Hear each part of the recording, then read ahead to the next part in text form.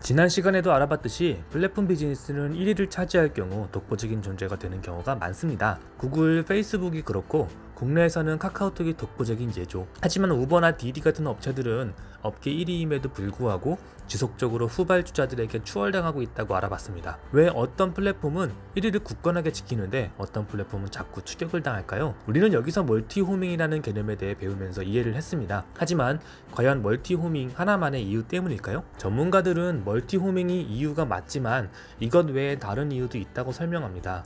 정답부터 얘기하자면 돈을 누가 지불하느냐의 차이라는 것입니다.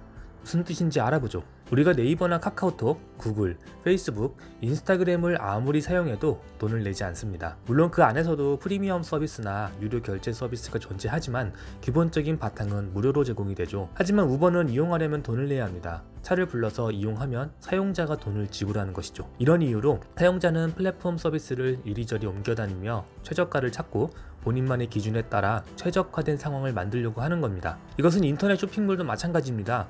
온라인 유통 플랫폼이 매우 많죠. 아마 대다수는 이 중 하나만 골라서 무조건 그곳에서만 구입하는 사람의 수가 그리 많지 않을 겁니다. 왜냐하면 똑같은 물건을 서로 다른 가격에 팔기 때문이죠. 심지어 수시로 이벤트를 하는 날에는 가격이 거의 공짜가 되기도 하기 때문에 사용자는 하나의 플랫폼만 고집할 필요가 없습니다. 이게 바로 멀티호밍을 유발하는 근본적인 원인이라는 겁니다.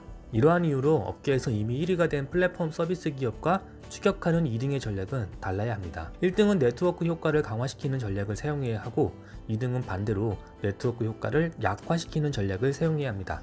이전 편에서 예를 들었던 아마존을 다시 한번 살펴보겠습니다. 아마존은 멀티호밍을 줄이기 위해 프라임 서비스를 도입해서 그 효과를 봤습니다. 근데 프라임 서비스가 물건을 빨리 준다는 것 때문에 멀티호밍이 줄어드는 것이 아니라 프라임이 되면 배송비가 무료가 되는 것이 더 중요한 이유입니다. 배송비가 무료가 됐기 때문에 이제 사용자는 다른 플랫폼을 돌아볼 필요가 사실상 없어집니다. 이로써 아마존은 네트워크 효과를 강화시켜서 멀티호밍을 제거하고 계속 1위를 유지하는 전략을 사용하는 셈이죠. 반면 아마존과 경쟁을 하는 2위 기업이라면 멀티호밍을 유발하는 전략을 세워서 사용자들이 아마존 외에 다른 사이트에도 기웃거리도록 해야 하는 겁니다. 똑같은 업종에서 사업을 하지만 내가 처한 위치가 어디냐에 따라 펼쳐야 하는 전략이 다르다는 점에서 이번 연구는 매우 흥미로웠습니다. 이것은 기업의 오너뿐 아니라 실무 담당자들도 사업을 기획할 때 어떤 전략을 펼칠지 고민하는 부분에서 상당히 도움이 될 것 같은 꿀팁이네요. 오늘은 여기까지.